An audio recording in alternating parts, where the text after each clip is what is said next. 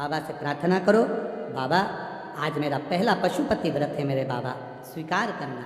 मन में कामना लेकर व्रत करा है बाबा, तो सबकी झोलियाँ भरता है दाता, मेरी भी भर। बाबा से प्रार्थना। जब 5वां व्रत, मान लो अगर कहीं जाना पड़ जाए, कोई काम पड़ जाए, तुम्हारा कोई दूसरा व्रत आ जाए, तो पशुपति व्रत रहने दो, पहले आपका जो व्रत आप पहले से करते आई हो वो करो।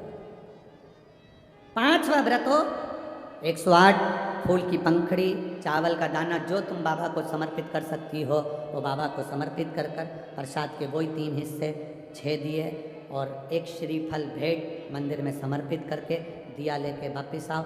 जो प्रसाद का 1 हिस्सा लेकर आई हो वो किसी को नहीं देना है। हर व्रत में वो प्रसाद सबसे पहले खाइए, उसके बाद भोजन करिए। पहले प्रसाद खाना है, उसके बाद भोजन करिए। पशुपति व्रत को नियम से धारण। एक बार अगर व्रत कर लो तो 2-3 महीना रुको, एकदम लगे लगाए व्रत ना करिए। 3 महीना रुक के पहले बाबा आपकी झोली भर दें, फिर दूसरी बार करिए। अगर कोई त्रुटि हो जाए तीसरी बार करिए, बाबा सुनेगा जरूर।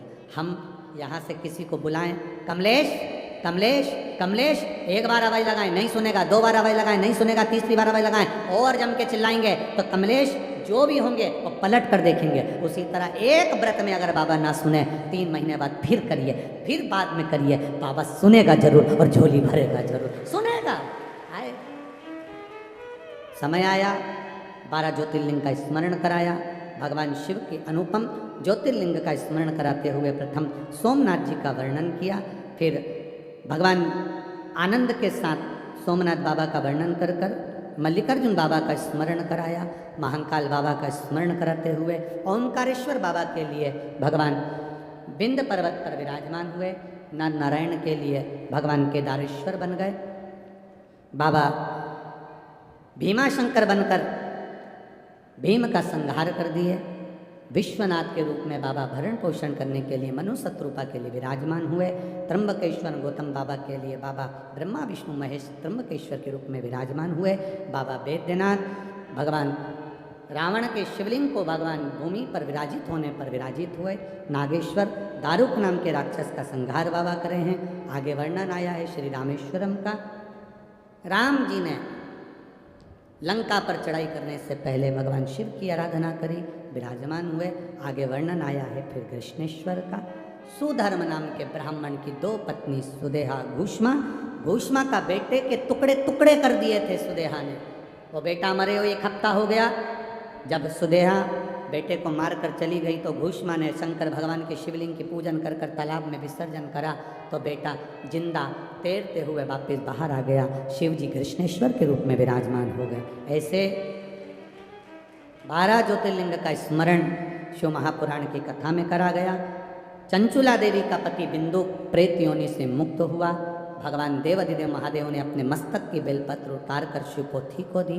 भगवान शंकर ने कहा, सुनो तुम रुका जी, कलिकाल में जो शिव महापुराण की कथा को हृदय से श्रवण करेगा, जितने दिन तक शिव महापुराण की कथा जिस स्थान पर होती है उस स्थान पर मैं स्वयं विराजमान रहता हूँ।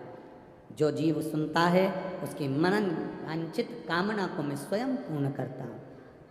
ये शिव दादा भगवान शंकर औघड़ी का आनंद सुख पाया।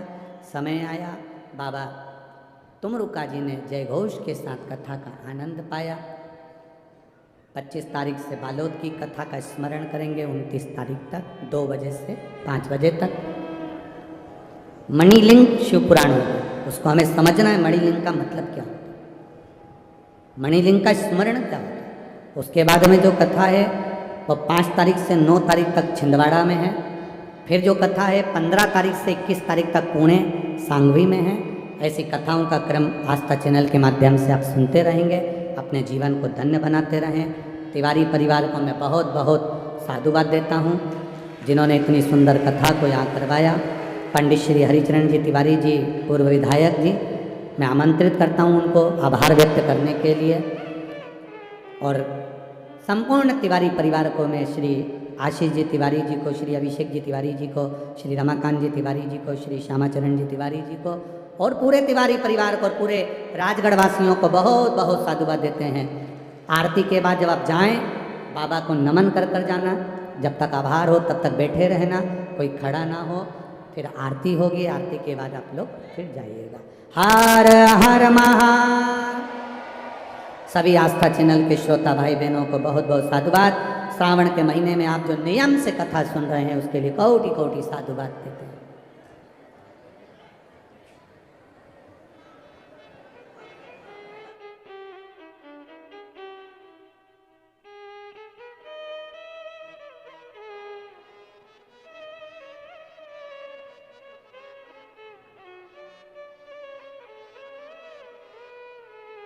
ओम श्री शिवाय नमस्तुभ्यं।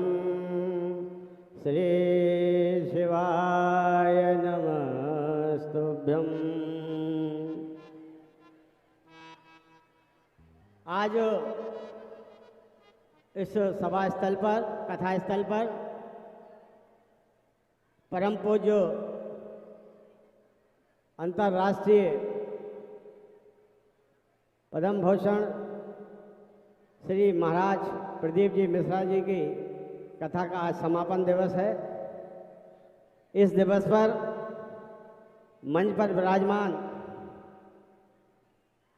अनंत विभूषण, अनंत विभूषित 1008 स्वामी श्री दुर्गादास जी महाराज के चरणों में सत्संग नमन करता हूँ।